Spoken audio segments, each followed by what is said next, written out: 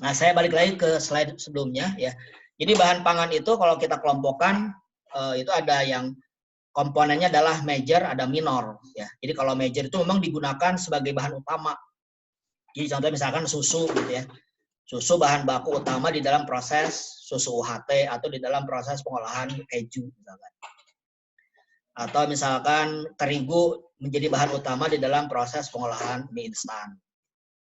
Ya, daging dalam pengolahan bakso misalkan itu dia sebagai major, sebagai bahan yang ditambahkan secara kuantitatif itu jumlahnya besar. Ada yang ditambahkan sedikit.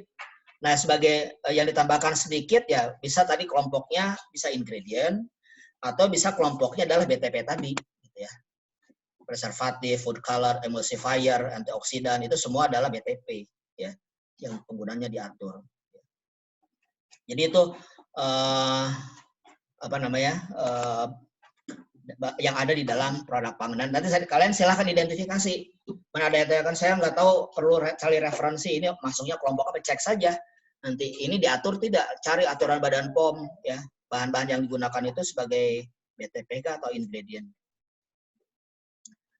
Nah, kemudian ini tambahan slide ya yang saya sampaikan di PPT yang terakhir yang saya kirim ya. Jadi ini bahan baku di industri itu jadi ini apa ini ya, maaf. Ya ini nih.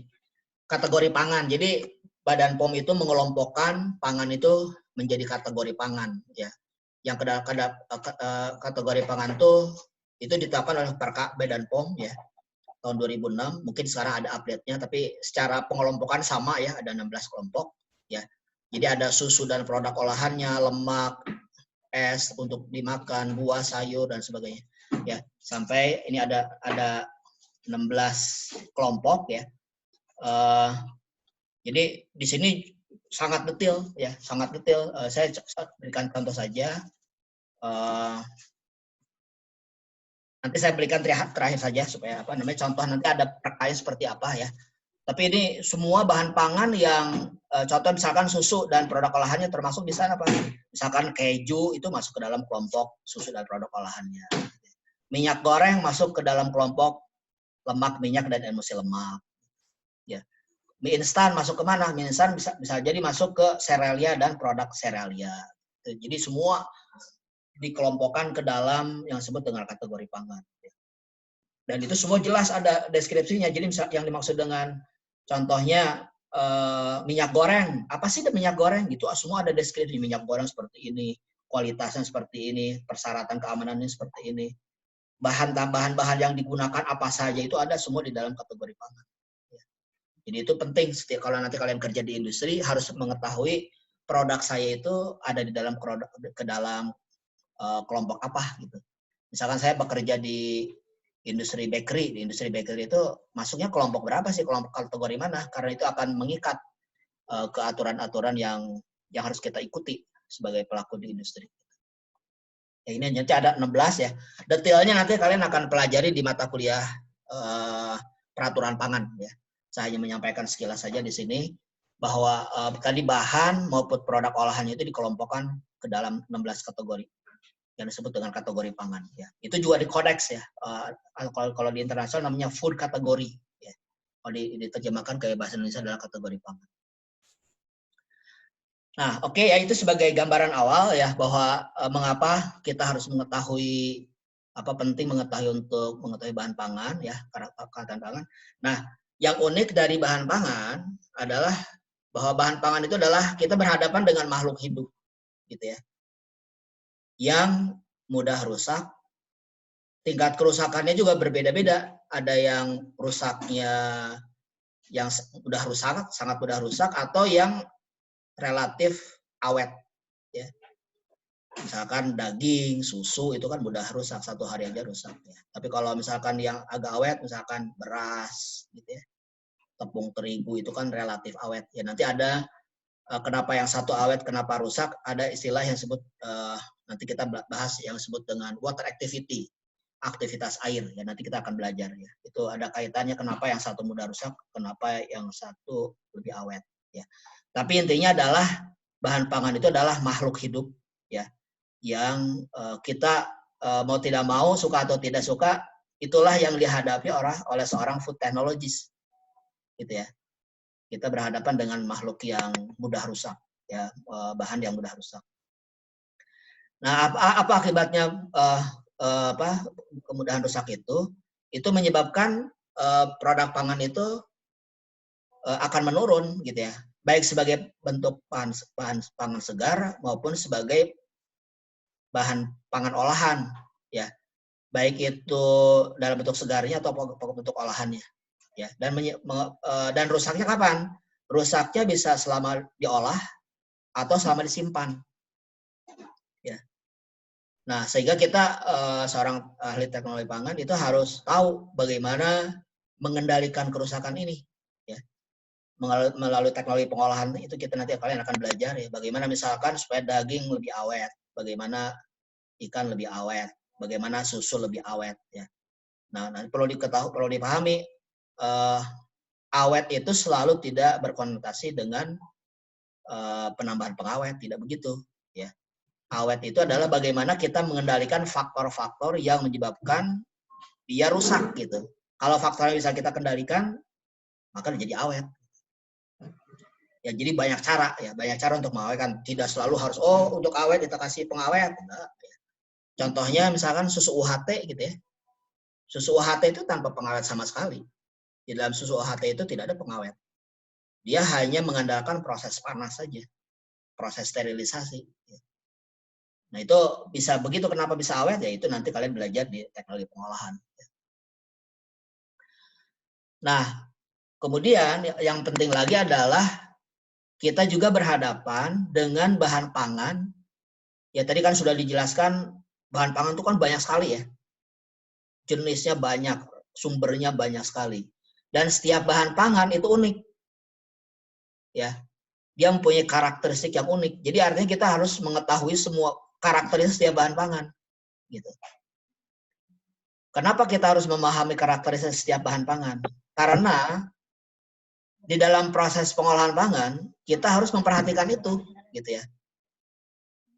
Kita tidak bisa misalkan menghandle susu sama dengan menghandle sayur, nggak bisa, ya, sama saja nggak bisa.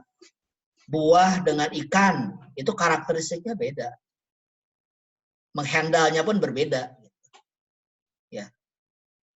Sehingga memang kita harus tahu, ya, misalkan susu itu karakternya begini, daging ini begini, sayur itu begini, ya.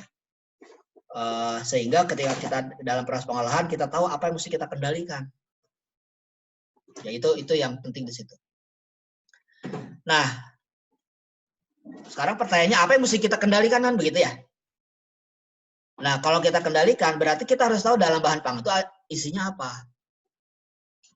Ya, secara umum bahan pangan itu makhluk hidup yang disusun oleh senyawa organik dan non organik, ya.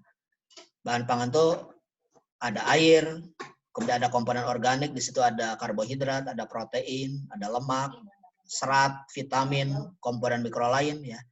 Ada mineral juga di situ, ya. Jadi secara umum bahan pangan itu mengandung komponen ini, gitu ya. Mengandung komponen air, karbohidrat, protein, lemak, serat, vitamin. Komponen kecil. Yang membedakan satu sama lain adalah kandungannya. Ada yang karbohidratnya tinggi, ada yang proteinnya tinggi, ada yang lemaknya tinggi, dan seterusnya. Tapi kalau di total 100%, jumlahnya adalah mencakup semua bahan pangan yang ada di sini. Bahan pangan itu selalu ada air, ya. Selalu ada karbohidrat, tapi mungkin juga konsentrasinya kecil, ya, ada atau banyak dan sebagainya, tergantung dari bahan pangannya, bahan maupun produk pangan, ya. Nah, kalau lihat dari fungsinya, ya, semua nanti ini mengenai fungsi pangan ke dalam komponen-komponen ke dalam tubuh itu nanti bukan mata kuliah yang akan mengampu, adalah mata kuliah di biokimia, ya. Jadi misalkan bagaimana protein bisa berfungsi sebagai building block, ya. Mineral sebagai protective foods, ya. Misalkan sekarang pada masa-masa COVID-19 ini vitamin sangat penting, ya, untuk menjaga ketahanan tubuh, ya. Atau memberikan energi, misalkan karbohidrat, ya, dan sebagainya. Nah, jadi bahan pangan itu masing-masing punya peran tergantung dari komposisinya ya. Contohnya misalkan daging, ikan ya, atau pulse itu apa namanya, biji-bijian misalkan ya. Dia sumbernya adalah sumber protein di situ. Berarti dia akan berperan sebagai building block dalam tubuh kita. Buah, sayur, dia utamanya adalah serat, kemudian sumber vitamin, mineral. Jadi di situ dia lebih banyak ke arah protektif. Ya. Sedangkan sereal, fat misalkan ya, itu sumber karbohidrat dan lemak, dia sebagai sumber energi. Jadi setiap bahan pangan itu punya peran.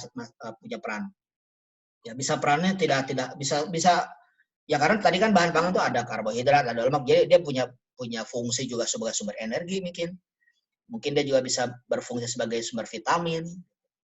Nah, makanya nanti di dalam tugas itu kan coba kalian identifikasi ketika itu masuk ke dalam formulasi produk pangan, dia perannya apa di situ?